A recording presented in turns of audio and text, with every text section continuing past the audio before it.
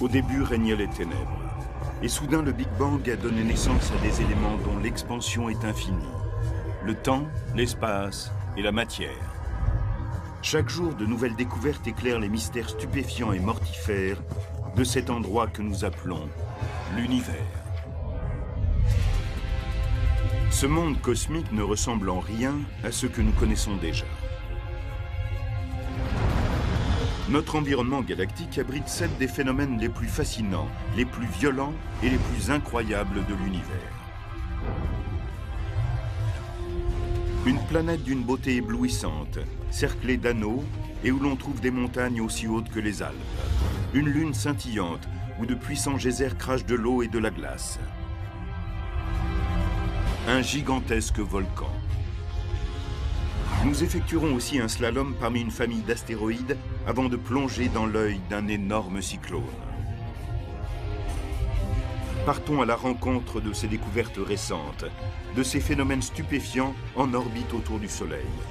Observons les 7 merveilles du système solaire.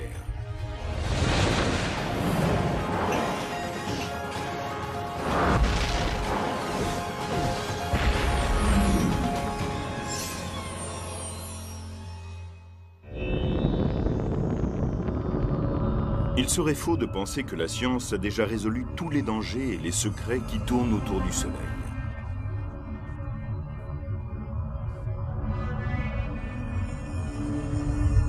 Aujourd'hui, nous vivons une époque de découvertes majeures et pouvons rencontrer dans notre entourage cosmique des phénomènes étranges et merveilleux.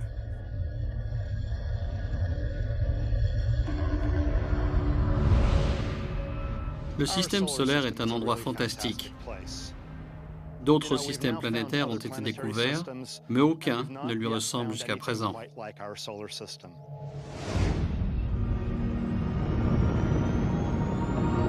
Vous venez d'embarquer pour un voyage magique à travers les 7 merveilles du système solaire.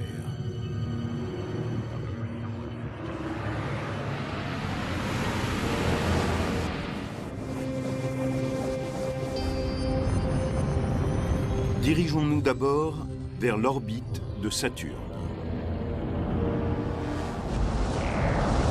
Numéro 7. Encelade.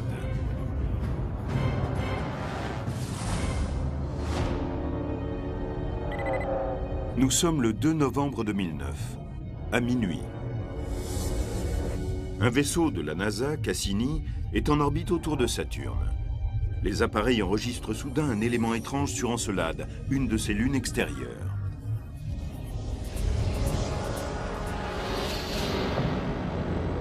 La plupart des lunes du système solaire sont géologiquement mortes. Quand on observe le pôle sud d'Encelade, sa surface glacée et scintillante respire le calme.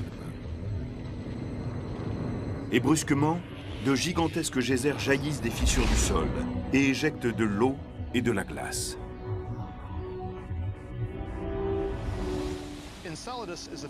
Encelade est une lune assez extraordinaire. Son volcanisme est différent de celui de la Terre. Nous avons un magma bouillant qui jaillit des entrailles de la planète et qui est composé principalement de roches fondues. Encelade contient de l'eau. C'est donc de l'eau qui sort du sol et qui gèle. On appelle ce phénomène le cryovolcanisme. Le vaisseau Cassini a traversé des jets d'énergie qui soufflent sur des centaines de kilomètres, à une vitesse de plus de 2000 km/h. Nous avons été fascinés quand nous avons vu ces geysers jaillir du pôle sud sur Encelade. On n'avait rien observé de semblable sur les autres lunes glacées du système solaire. Il se passe quelque chose de particulier sur Encelade. Il y a une activité et nous voulons savoir pourquoi.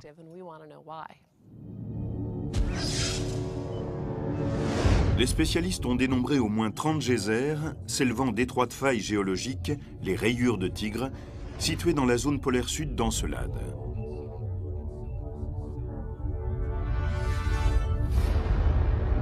Une nouvelle carte infrarouge de la zone révèle des températures de surface élevées. La chaleur émanant des rayures de Tigre pourrait être générée par les vapeurs qui remontent et propulsent les jets.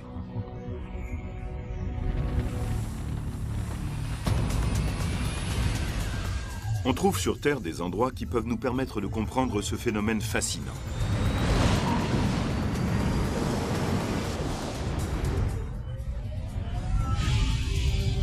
Une piste de ski fraîchement damée. Ou un plateau de cinéma. Regardez ce canon à neige. C'est comme un geyser d'Encelade. Les particules de glace et les gouttes d'eau gèlent au contact de l'air extérieur. Et les gaz en expansion contribuent aussi à refroidir les gouttelettes et à les geler. Dans le cas d'Encelade, l'eau liquide chauffée sous la surface va jaillir par les fissures de la région polaire sud. Au contact de l'air froid, elle va geler et former des flocons et des particules de glace. Un peu comme ceux qui sortent de ce canon à neige.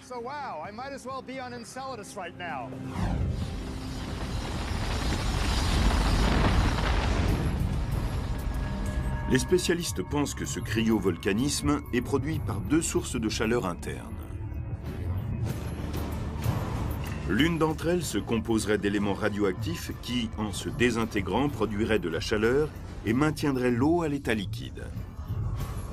La seconde pourrait être liée aux marées. Supposons que ce ballon souple soit Encelade. Elle parcourt une orbite quasi-elliptique, un peu excentrée autour de Saturne. Elle est donc parfois près de la planète et parfois plus éloignée. Lorsqu'elle est proche de Saturne, l'attraction gravitationnelle de la planète crée une marée plus forte que lorsqu'elle est éloignée. Et cela entraîne un frottement de la matière interne et une libération d'énergie. Cette friction de marée, comme on l'appelle, permet à la matière à l'intérieur de la Lune de fondre et de maintenir l'eau sous cette forme.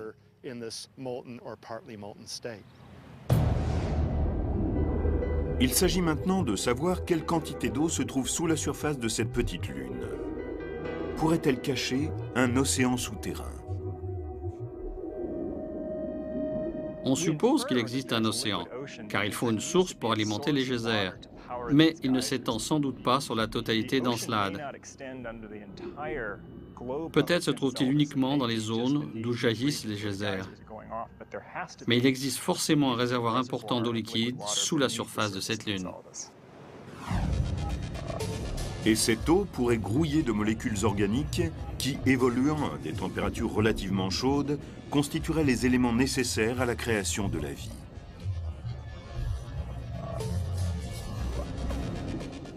Ce serait incroyable de trouver une forme de vie primitive sous la surface d'Encelade. Personne ne s'attend à découvrir des créatures aussi complexes que des humains, des lapins ou des tortues. Mais si l'on y trouvait des traces de vie bactérienne ou microbienne, différentes des formes de vie terrestres, cela constituerait l'une des plus grandes découvertes de tous les temps.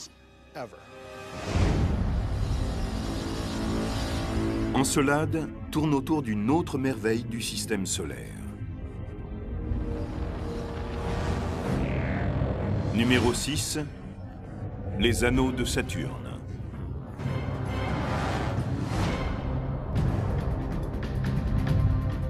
Ces anneaux, nommés selon un ordre alphabétique qui suit leur découverte, font partie des visions célestes les plus magnifiques. Cela fait maintenant un certain temps qu'un vaisseau voyageur s'est dirigé pour la première fois vers Saturne. Aujourd'hui, grâce aux images fournies par Cassini, on peut voir en détail ce qu'il y a à l'intérieur des anneaux de Saturne. C'est aussi simple que de mettre des lunettes 3D. On estime que dans ces 7 anneaux principaux, la planète possède des milliers de boucles composées de 35 milliards de tonnes de glace et de poussière et contenant un volume d'eau équivalent à 26 fois celui de la Terre. Mais leur origine échappe aux scientifiques depuis des siècles.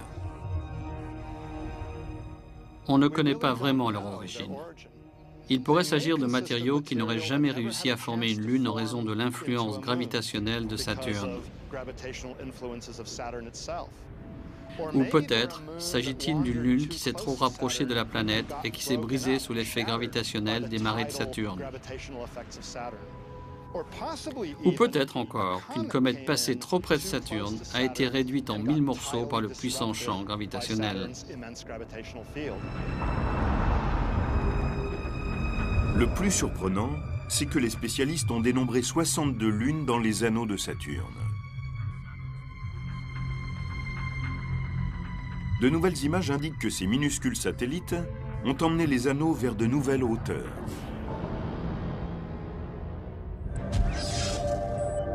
« 11 août 2009.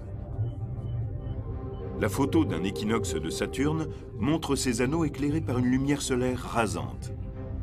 L'image révèle que les rubans lumineux, qui semblaient plats, comportent des crêtes pouvant mesurer de quelques mètres ou jusqu'à la hauteur des sommets alpins.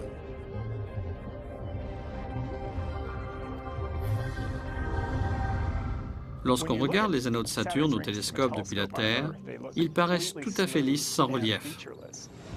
Mais on s'est aperçu que dans certaines régions, les particules des anneaux s'entassaient et formaient ce qui ressemble à des montagnes hautes de plusieurs kilomètres. Mais comment ces montagnes de plusieurs kilomètres de haut se sont-elles formées? La mission Cassini de la NASA a pris des images de Lune qui, en balayant les anneaux de Saturne, provoquent des torsions, des ondulations et créent des motifs en constante évolution. Dans l'anneau A de Saturne, à l'extérieur des larges anneaux lumineux, la lune Daphné a sculpté un pic vertical de plus de 4 km.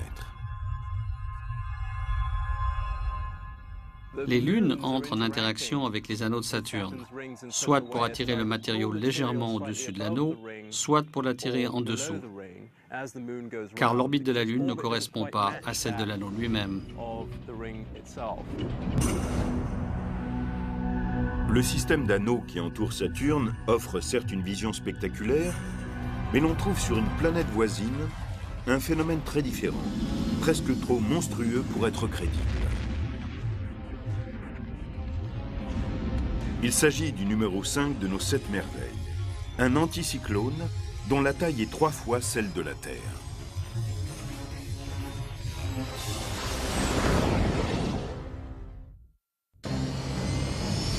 Continuons à découvrir les 7 merveilles du système solaire. Nous laissons derrière nous le numéro 7, Encelade, et le numéro 6, les anneaux de Saturne. Et nous nous dirigeons vers le numéro 5, la grande tache rouge de Jupiter.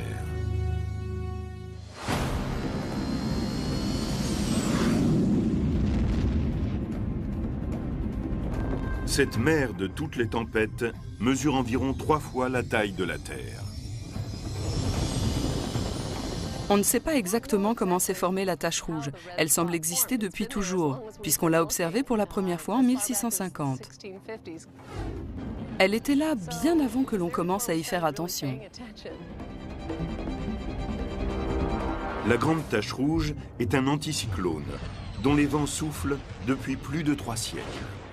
L'immense vortex s'élève à plus de 8 km au-dessus des nuages. À côté, n'importe quelle tornade terrestre paraît naine. Les vents de 700 km/h mesurés sur la tache rouge de Jupiter sont plus violents que tout ce qui a été observé sur Terre.